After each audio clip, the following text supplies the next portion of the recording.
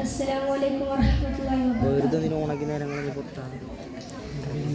മനമകമിൽ ഞാൻ കണ്ട നിലാവ് ഉള്ളവരാരാണ് മഹിമരം ഷജർ കടന്ന മകാമാണ് മക്കയിലന്ന് പടർന്ന സലാമത്തിൻ സബവാരാണ് അതിരുകളില്ലാത്ത ഇഷ്ക് ചൊരിഞ്ഞ മുത്ത് റസൂലാണ്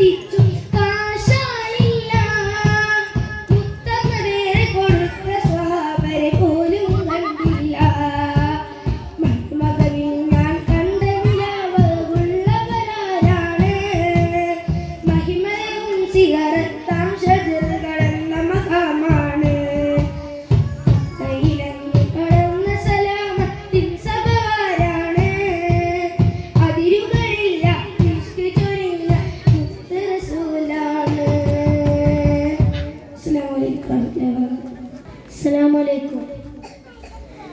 മദീനയിലന്തിയുറങ്ങും ത്വാഹ റസൂലുള്ളാഹ്, മദീന്റെ വഴികൾ ചേർത്തിടാം നൂറെ ഹബീബുള്ളാഹ്.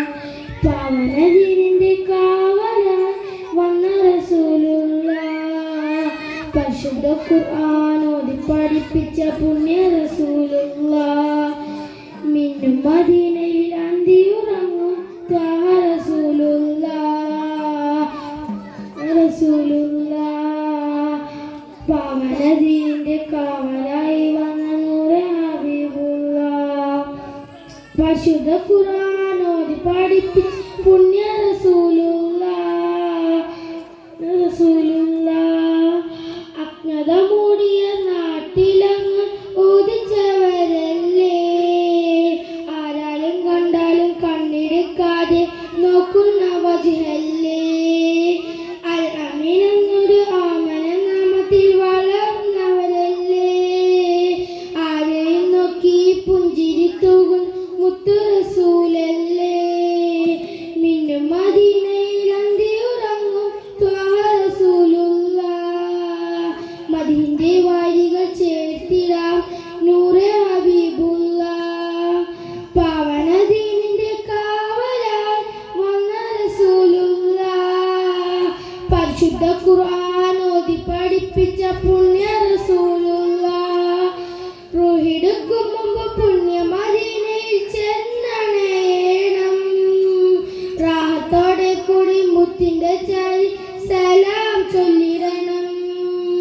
ജന്നാത്തിൽ ചെന്ന് മുത്തിന്റെ ചാരി ചേർന്നിരിക്കണം അവിടുത്തെ കാലുകളിൽ നിന്ന് ഹൗലിൽ വെള്ളം കുടിക്കണം റൂഹിടുക്കും മുമ്പ് പുണ്യ മദീനയിൽ ചെന്നണേണം റാഹത്തോടെ കൂടി മുത്തിന്റെ ചാരി സലാം ചൊല്ലിടണം ജന്നാത്തിൽ ചെന്ന് മുത്തിന്റെ ചാരി ചേർന്നിരിക്കണം അവിടുത്തെ കാലുകളിൽ നിന്ന് ഹൗലിൽ വെള്ളം കുടിക്കണം മിന്നും മദീനയിൽ അന്തിയുറങ്ങും ത്വാഹ റസൂലുള്ളാഹ് മദീന്റെ വാരികൾ ചേർത്തിടാം നൂറെ ഹബീബുള്ളാഹ് പാവന ദീനിന്റെ കാവലായി വന്ന റസൂലുള്ളാഹ് പരിശുദ്ധ ഖുർആൻ ഓതി പഠിപ്പിച്ച പുണ്യ റസൂലുള്ളാഹ്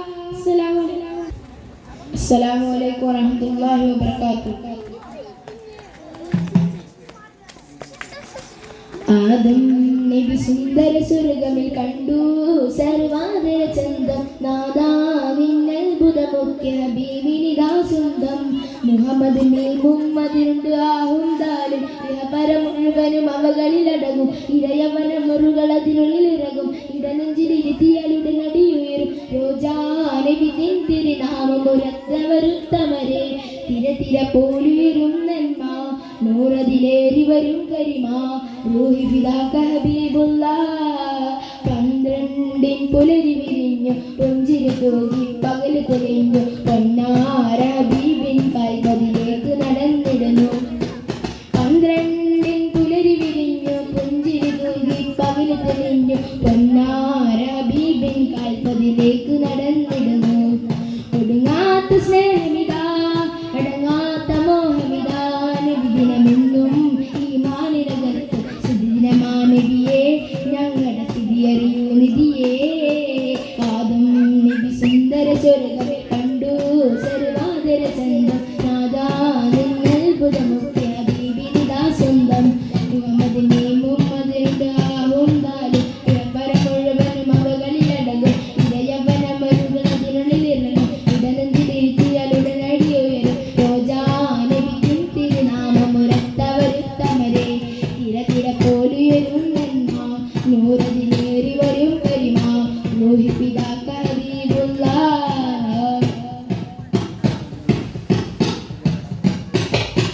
പാടാനീ വാക്കുകളില്ല പാടിയതൊന്നും പാഴാകില്ല പകലോനെ പോലെ ചിരിക്കും പൂനബിയാമുള്ള പാടാനീ വാക്കുകളില്ല പാടിയതൊന്നും പാഴാകില്ല പകലോനെ പോലെ ചിരിക്കും പൂനബിയാമുള്ള പുകളിന് ബദലില്ല പുകളത്തിനതിരില്ല പളപള മിന്നും 14 ഒളിയമ്പിൽ പോലെ നിറഞ്ഞവരെ ഫലിലെ പോയിക നിറഞ്ഞവരെ ആദം നബി സുന്ദര സ്വർഗമിൽ കണ്ടു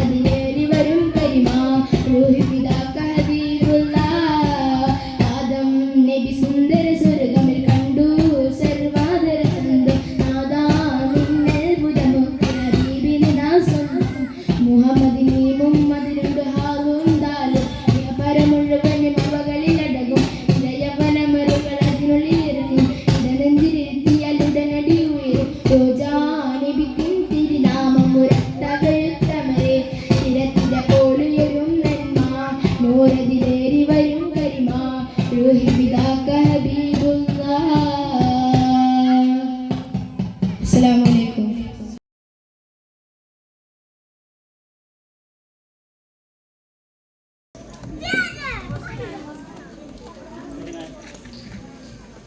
പ്രിയം നിറഞ്ഞ ഉസ്താദുമാരെ, ഉമ്മപെങ്ങന്മാരെ, നാം ഇവിടെ ഒരുമിച്ച് കൂടിയതുപോലെ അള്ളാഹുവിന്റെ സ്വർഗത്തിൽ നമ്മയും ഒരുമിച്ച് കൂട്ടി അനുഗ്രഹിക്കട്ടെ. ആമീൻ. മുത്തുനബി സല്ലല്ലാഹു അലൈഹി വസല്ലമയുടെ പെരുന്നാളാണ്.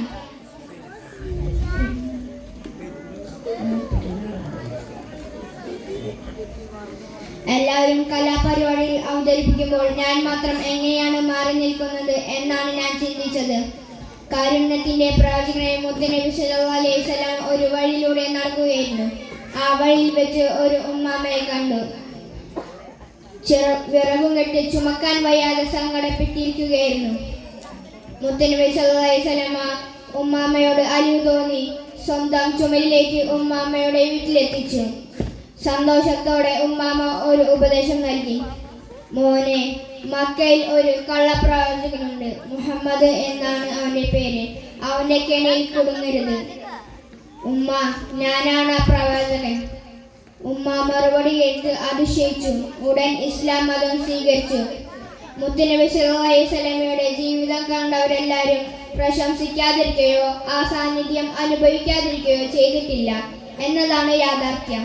ഇത്രയും പറഞ്ഞ് എൻ്റെ കൊച്ചു പ്രസംഗം ഞാനിവിടെ അവസാനിപ്പിക്കുകയാണ്. അസ്സലാമു അലൈക്കും. അസ്സലാമു അലൈക്കും വറഹ്മത്തുള്ളാഹി വബറകാതുഹു. അസ്സലാത്തു വസ്സലാമു അലാ അഷ്റഫിൽ റസൂലില്ലാഹി വഅലാ ആലിഹി വസഹ്ബിഹി അജ്മഈൻ. അമ്മാ ബഅദ്. ഏറ്റവും ബഹുമാനാദരവുകൾ നിറഞ്ഞ ഉസ്താദുമാരെ, രക്ഷിതാക്കളെ, എൻ്റെ പ്രിയപ്പെട്ട നാട്ടുകാരെ, സ്നേഹം നിറഞ്ഞ കൂട്ടുകാരെ, നബി സല്ലല്ലാഹു അലൈഹി വസല്ലം തങ്ങളുടെ ജന്മം കൊണ്ട് അനുഗ്രഹീതവും മഹത്തരവുമാക്കപ്പെട്ട ഈ സുദിനത്തിൽ നിങ്ങൾക്ക് മുന്നിൽ രണ്ട് വാക്ക് സംസാരിക്കാൻ വിധിയെഴുതിയ സർവശക്തനെ ഞാൻ ആദ്യമായി സ്തുതിക്കട്ടെ. അൽഹംദുലില്ലാഹ്. ഈ പുണ്യമാക്കപ്പെട്ട ദിനത്തിൽ എത്ര തന്നെ മറഞ്ഞാലും മതി വരാത്ത മുത്ത് റസൂൽ സല്ലല്ലാഹു അലൈഹി വസല്ലം തങ്ങളുടെ മദിയിൽ നിന്നും നിങ്ങൾക്ക് മുന്നിൽ രണ്ട് വാക്ക് സംസാരിക്കാൻ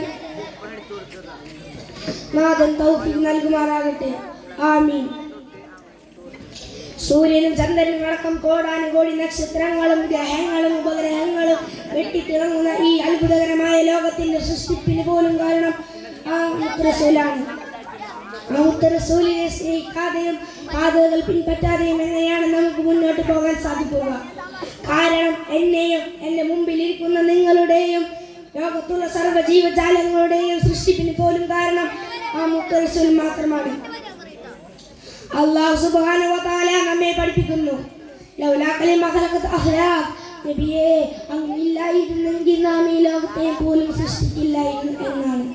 സഹോദരങ്ങളെ, അവസാനം ഈ ലോകത്തോട് വിട പറയുന്ന സമയത്ത് പോലും ഉമ്മത്തി ഉമ്മത്തി എന്ന് മന്ത്രിച്ച് പറഞ്ഞ മുത്ത് റസൂലിനെ അതിട്ട് സ്നേഹിക്കൽ നാം ഓരോരുത്തരുടെയും ബാധ്യതയാണ്.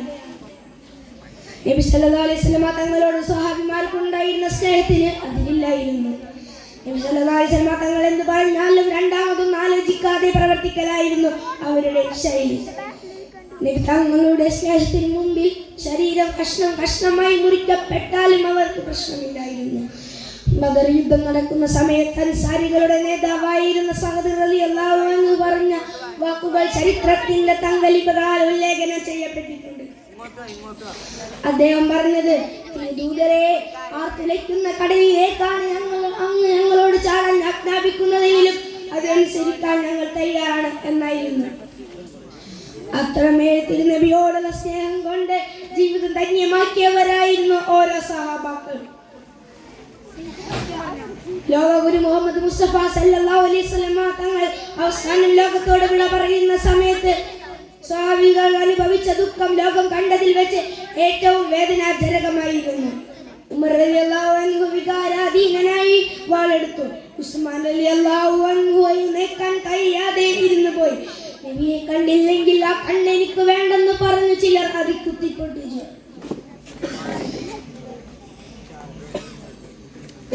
അത്രമേൽ തിരുനബിയെ ഹൃദയത്തിൽ കൊണ്ടു നടന്നവരായിരുന്നു ഓരോ സഹാബാക്കൾ. പ്രവാചക സ്നേഹത്തിലെ ഗാനങ്ങളിലേക്ക് ഇറങ്ങിച്ചെല്ല നാഥൻ തൗഫീഖ് നൽകട്ടെ എന്ന് പ്രാർത്ഥിച്ചുകൊണ്ട് ഞാൻ എൻ്റെ പ്രസംഗം ഇവിടെ ഉപസംഹരിക്കുന്നു. അസ്സലാമു അലൈക്കും വറഹ്മത്തുള്ളാഹി വബറകാതുഹു. അസ്സലാമു അലൈക്കും. ഖുറൈശികളെ സല്ലല്ലാഹു നബി സല്ലല്ലാഹു അലൈഹി വസല്ലമയെ പ്രായ നബിയുടെ ഗുഹയിലേക്ക് പോകുമ്പോൾ അസ്സലാമു അലൈക്കും. ബഹുമാനനീയ ഉസ്താദുമാരെ, പ്രിയപ്പെട്ടവരെ, കൂട്ടുകാരെ, ലോക കൈകൾ കുരുന്നു നബി മുഹമ്മദ് സല്ലല്ലാഹു അലൈഹി വസല്ലമയുടെ ജന്മദിനം കൊണ്ടാടുന്ന പ്രിയമായ ഈ പുണ്യ ദിനരാത്രികളെ അവിടുത്തെ പറ്റി പാടലും പറയലും പുകഴ്ത്തലുമെല്ലാം അവിടുത്തെ ഉമ്മത്തായ നമ്മുടെ മേൽബാധ്യതയാണ് എന്നിരിക്കെ എങ്ങനെയാണ് ആ ഹബീബിനെ മറ്റു രണ്ടു വാക്കെങ്കിലും പറയാതെ നമുക്ക് സഞ്ചരിക്കാൻ കഴിയുന്നത്? ലോകം കണ്ട ഏറ്റവും വലിയ നീതിമാനായ നേതാവായിരുന്നു മുത്തുനബി സല്ലല്ലാഹു അലൈഹി വസല്ലം. മുസ്ലിമീങ്ങൾക്ക് മാത്രമല്ല മറ്റു മതസ്ഥർക്കും ഗുണങ്ങളും സേവനങ്ങളും ചെയ്യണമെന്നാണ് മുത്തുനബി നമ്മെ പഠിപ്പിച്ചത്. മദീന പള്ളിക്ക് താഴെ വന്ന റോമൻ നസ്രാനിമാർക്ക് ആരാധനയ്ക്ക് ഒരിടം നൽകിയ മതമാണല്ലോ നമ്മുടെ വിശുദ്ധ ഇസ്ലാം.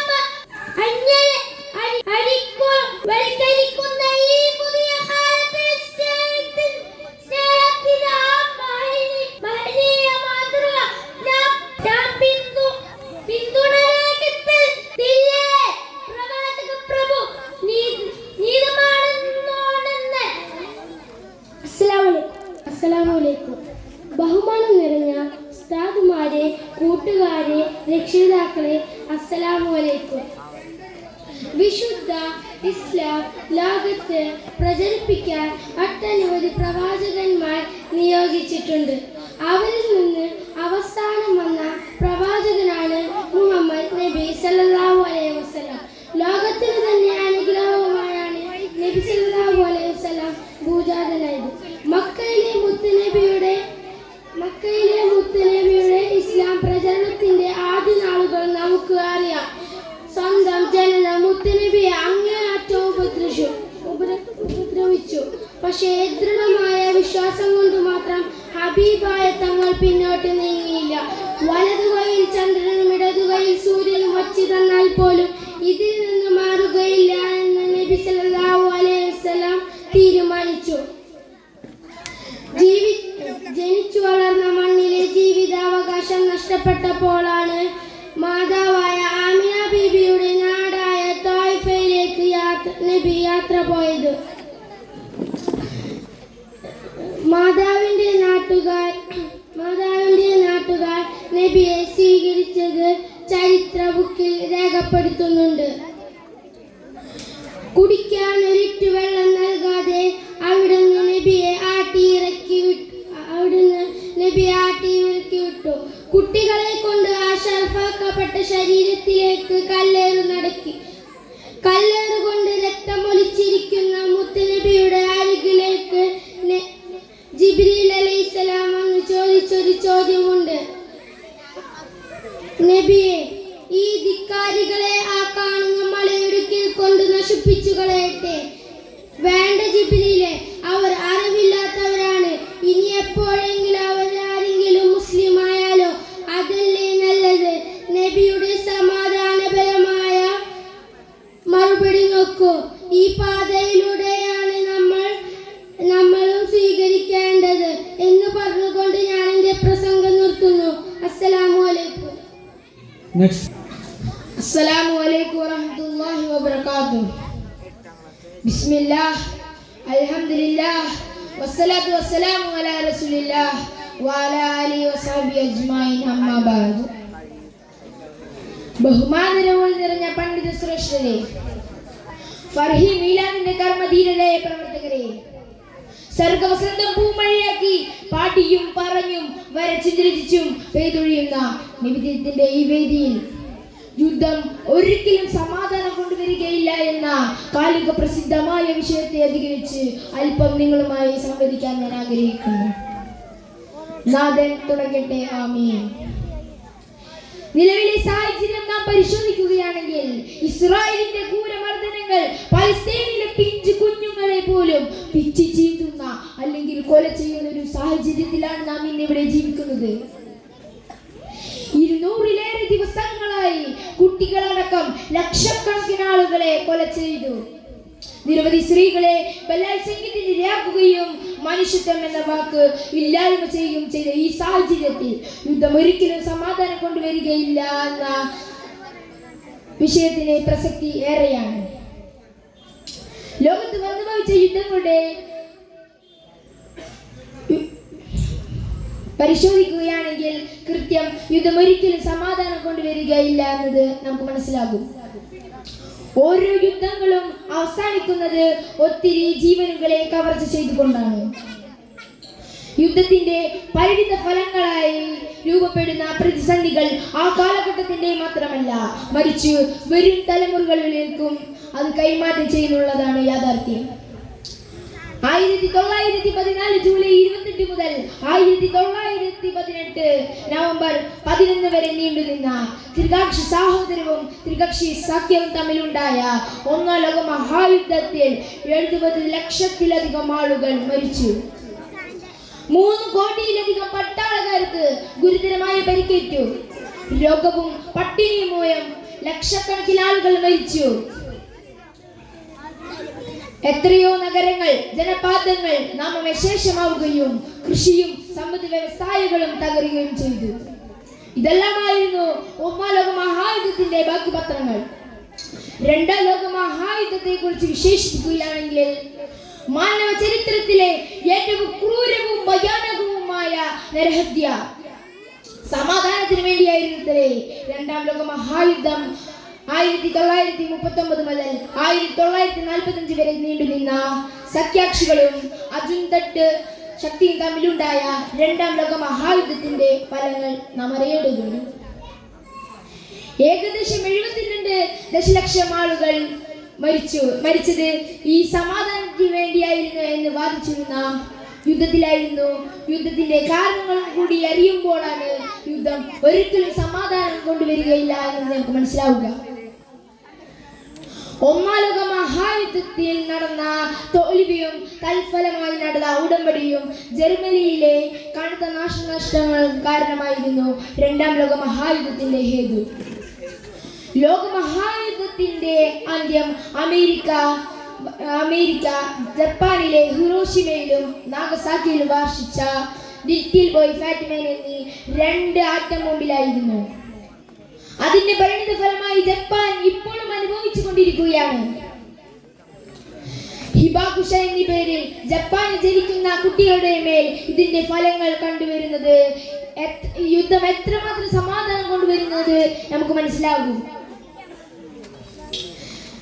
വ്യക്തിഗത ശാസ്ത്രജ്ഞനായ ആൽബർട്ട് ഐൻസ്റ്റൈൻ പറഞ്ഞൊരു വാചകമുണ്ട്: മൂന്നാം ലോക മഹായുദ്ധം എന്തെല്ലാം ആയുധങ്ങൾ കൊണ്ടാണെന്ന് തനിക്കറിയില്ല, എന്നാൽ നാലാം ലോക മഹായുദ്ധം കമ്പുകളും കല്ലുകൾ കൊണ്ട് തന്നെയാണെന്ന് തനിക്ക് നന്നായി അറിയാം. സർവ്വം ചുട്ടിച്ചാമ്പലാക്കുന്ന നശീകരണ ശക്തിയെ മനസ്സിലാക്കിക്കൊണ്ടാണ് മഹാശാസ്ത്രജ്ഞൻ ആൽബർട്ട് ഐൻസ്റ്റൈൻ ഇപ്രകാരം അഭിപ്രായപ്പെട്ടത്: കുട്ടികളുടെ തല ചെയ്തപ്പെട്ട സ്ത്രീകളെ ബലാത്സംഗം ചെയ്തെടുത്ത് എങ്ങനെ സമാധാനത്തിന്റെ വെള്ളരിപ്പാവുകൾ പറക്കും? വാക്കുകൾ ഉപസംഹരിക്കുന്നു. വാഹിദ് ദഅ്വാനാ വൽഹംദുലില്ലാഹി റബ്ബിൽ ആലമീൻ. അസ്സലാമു അലൈക്കും വറഹ്മത്തുള്ളാഹി വബറകാതുഹു.